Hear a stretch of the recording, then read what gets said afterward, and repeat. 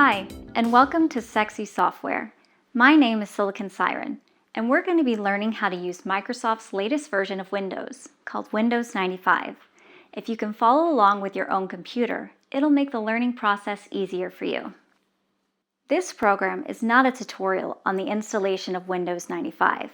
If you're having problems installing your new program, then contact one of the technical support numbers that came in the software package.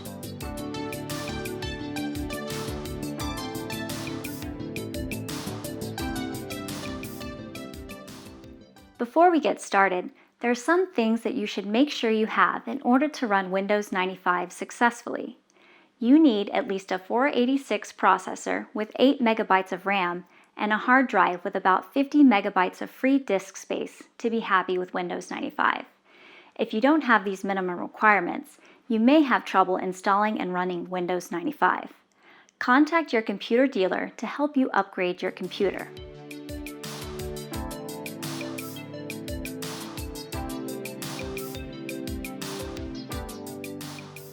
So, let's get started. If you've installed Windows 95, I'm sure you've noticed many differences from the older version of Windows. The most noticeable one is the Windows 95 desktop, or the first screen that you see when the program is booted up. I'm going to teach you what all these icons are and how to launch your programs. So sit back with your computer, relax, and I'll try to make it as pleasurable for you as I can.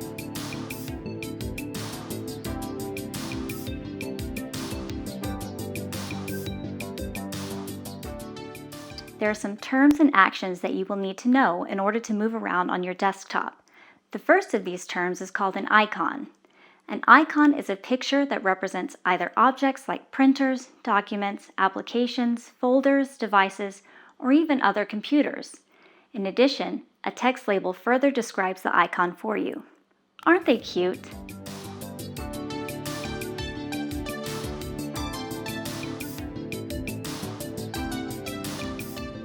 You choose an object that the icon is representing by double-clicking on the icon with your left mouse button, which means that you move the mouse cursor over the icon and then click the left mouse button twice. Very fast. The icons that you see in the upper left-hand corner of the Windows 95 screen provide access to your files and documents, other computers on the network, the recycling bin, where you remove items from the desktop, and a briefcase icon. I'll explain what all of these do.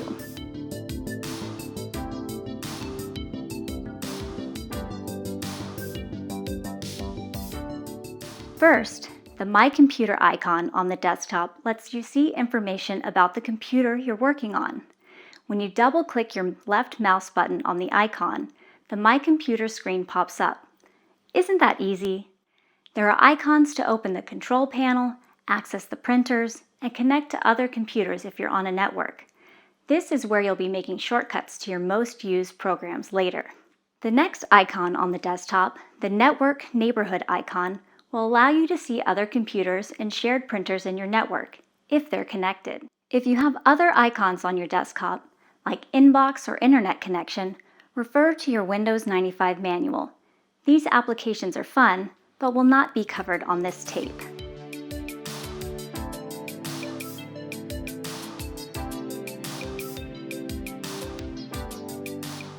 In Windows 95, all you have to do to remove an object or file is highlight it with a single click of your mouse, then press Delete on the keyboard. Or you can simply drag and drop the icon into the recycle bin, which doesn't delete it, but keeps it in the recycle bin until you empty it.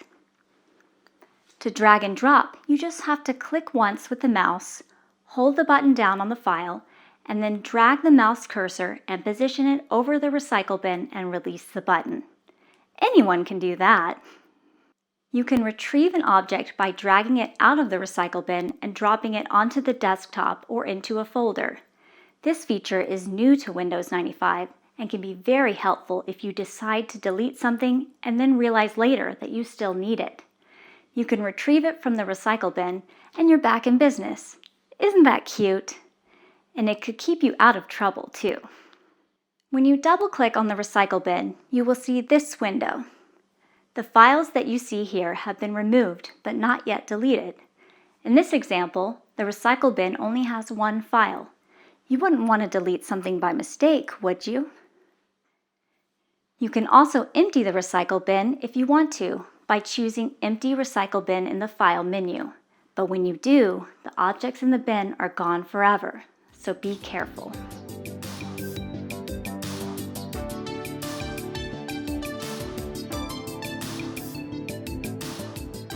The last icon on the desktop is the briefcase. You can put documents or files in the briefcase and move the briefcase to a diskette.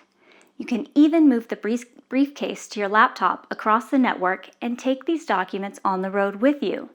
When you return, the briefcase updates your original documents automatically. It does this by replacing the files that are most recent.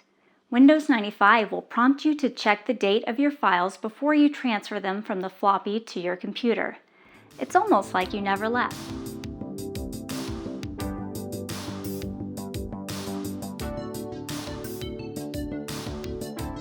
Now I'm going to teach you a couple of tricks so you don't have to make lots of mouse clicks. Often you'll be working with more than one program at a time.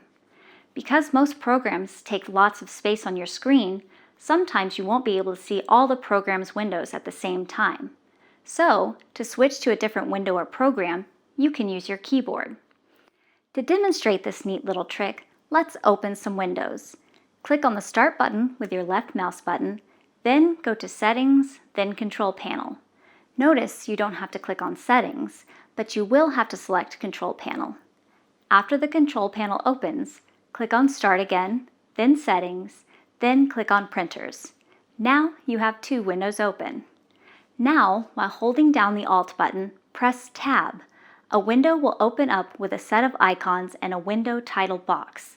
The title box tells you the next window you can go to. To keep scrolling through the windows, simply keep pressing the Tab key. Remember, to keep scrolling, you have to hold down the Alt button. Isn't that a sexy little trick? You can try it out later.